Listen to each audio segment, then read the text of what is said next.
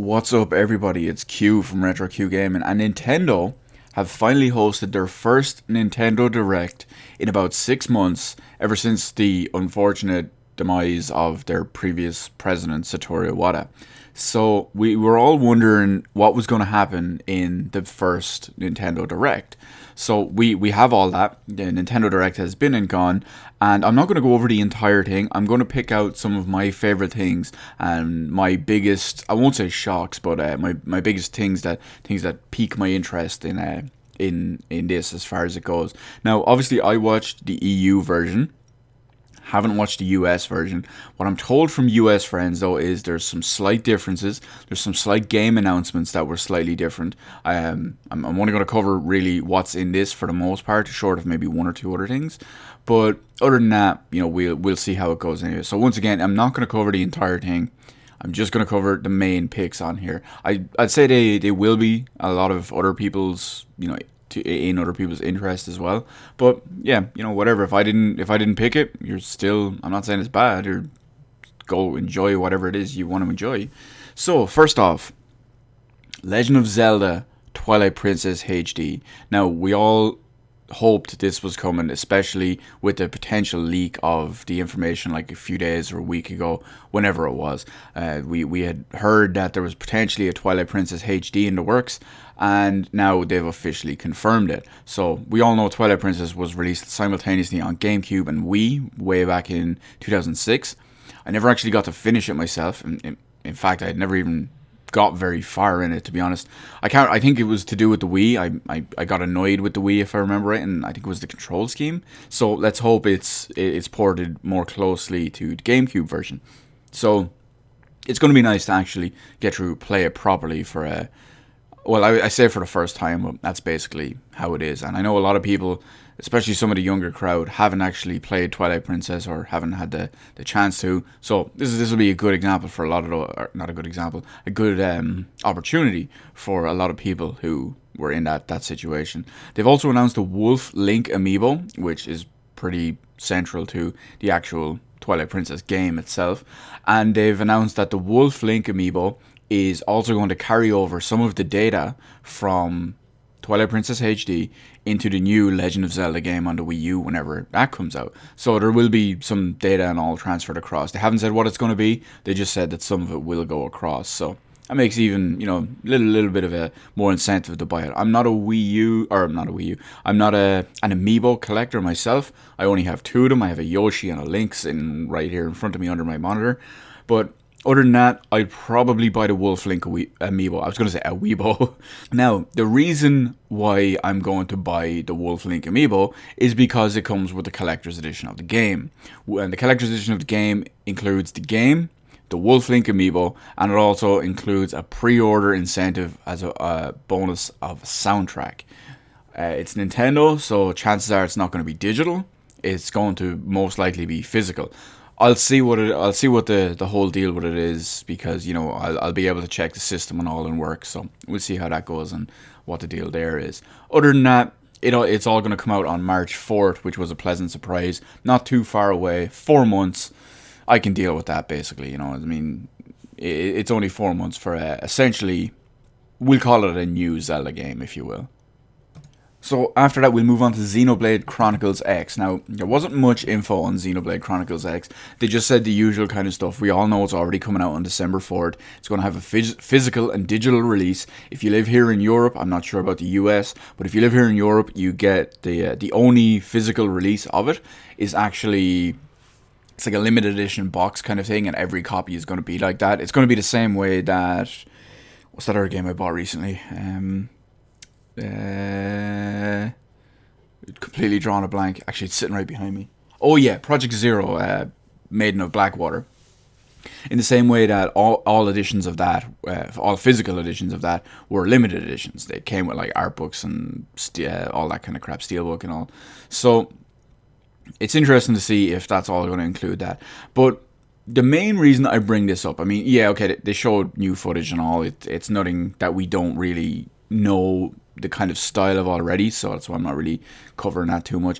But the main reason I'm bringing this up in this video is that it wasn't mentioned in the EU Nintendo Direct, But some of my friends told me it was mentioned in the US Nintendo Direct. Apparently, let's just assume this is US only, that the US is going to have 4 download packs.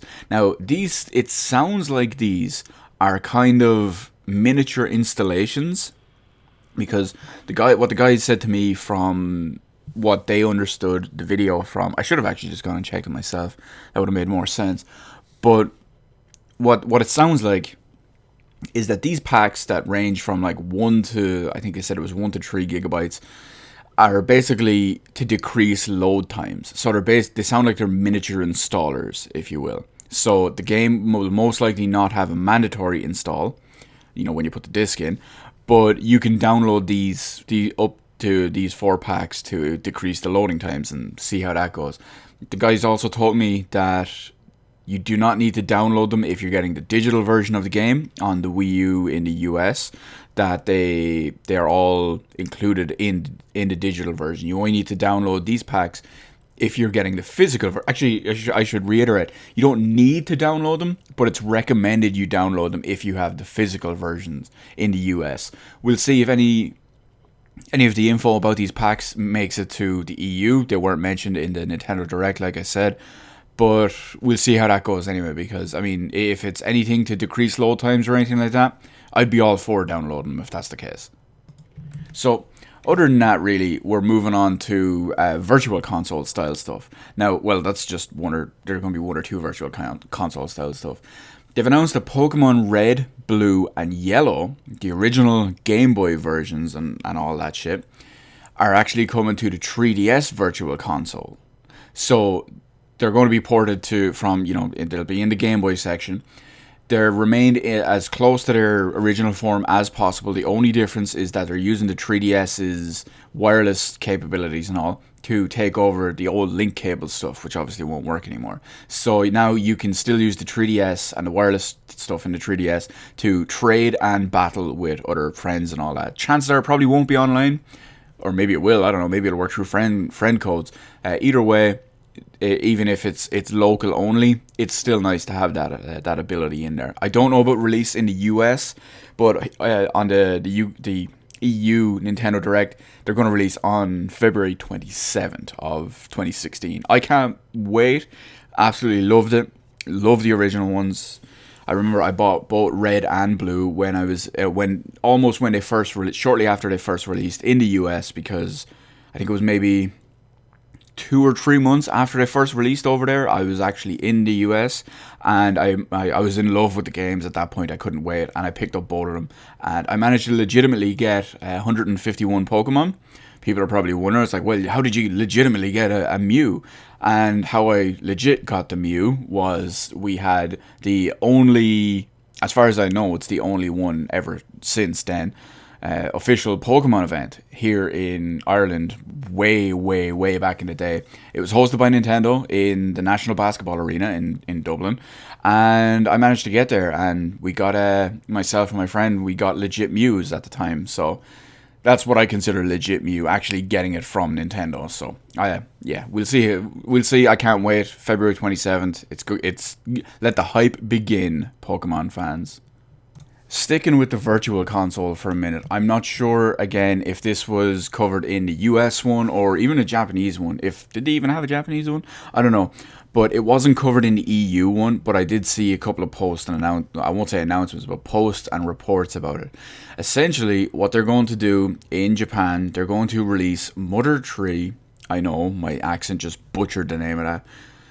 But Mother 3 is, it's basically what would be Earthbound 2. Because Earthbound was Mother 2, and Earthbound was Mother 2. Mother 1 is what we got recently as Earthbound Begins, and this would essentially be Earthbound 2. And it's going to release on the Japanese Virtual Console on December 17th. I'm not sure if that's the Wii U Virtual Console or if that's the 3DS Virtual Console. Given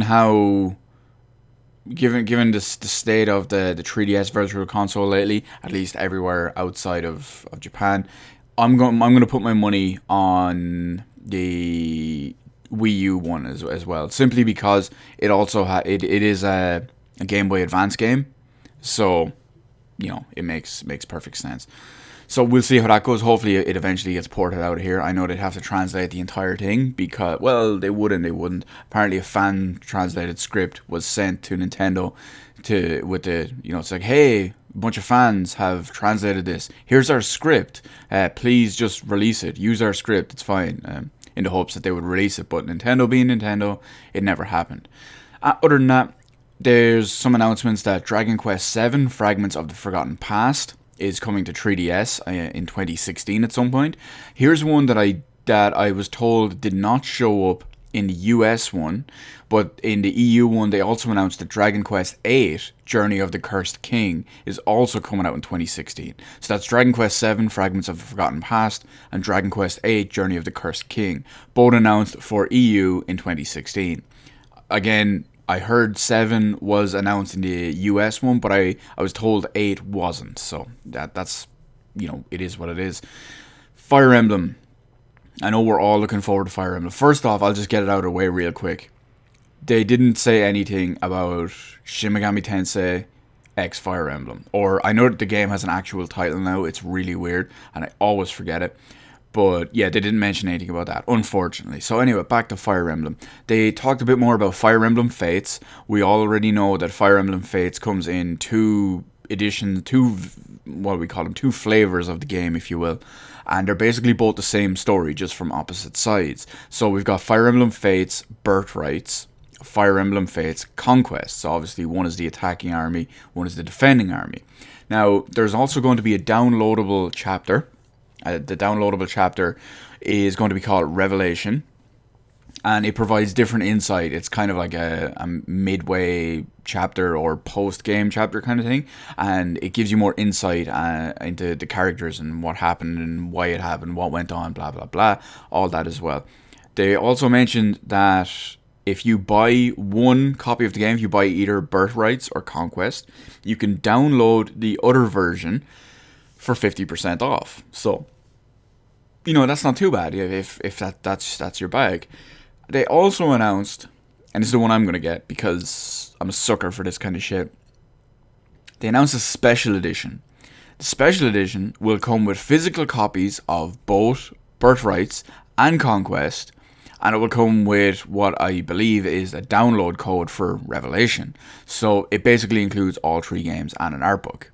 Yeah, it's pretty funky, and I can't wait for that. So, like I said, that's my main picks for this out of this latest Nintendo Direct. There's been a lot more stuff in there too. It's mostly for games that I'm not really too worried about.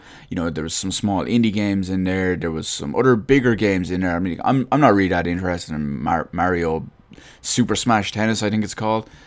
There's a couple of other games, like I said. I will give a quick honorable mention to Fast Racer Neo, which is like an indie title on the Wii U. It's going to be download exclusive, which basically looks like would I say spiritual successor? We'll call it either spiritual successor or clone of F-Zero. A lot of it looks very similar. It's going to have 60 FPS gameplay. It looks really fast. So that's definitely something to watch out for in that kind of situation. So I'm going to leave it there. There's, like I've already mentioned, there's a million other different things, but those are my top picks. Let me know your top picks. What you take? Oh, wow! I almost completely forgot one very important thing. Final Fantasy. I can't believe I almost forgot it. Final Fantasy VII is coming to Super Smash Bros. So Cloud is going to be additional DLC for Super Smash Bros. He's going to have 2 different outfits that were shown off at least. He's got his original Final Fantasy VII outfit, and he also has his Advent Children outfit. He obviously has his own level, which is Midgar, as well as it showed off a bunch of different summons, which I'm not sure if they're his special moves or items or part of the level or what they are, anything like that. He also has limit breaks, which are presumably his smash attacks. So we'll see how it goes.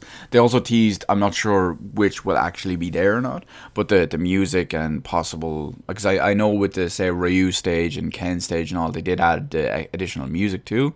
So I'm going to assume they added the battle team and boss team and all as well to go with the Cloud DLC. It's going to be interesting. I'm sure we're going to hear more about that in the Super Smash Bros. Direct, which is going to be at some point next month. So that's where I'm actually going to leave this video. Let me know anything you think about anything we talked about in this video, or even some of the stuff that I didn't mention. I know there's probably a couple of people out there that are dying over the fact that there's now a female spin-off of Link in Hyrule Warriors Legends on 3DS. I'm sure some people are going crazy about that.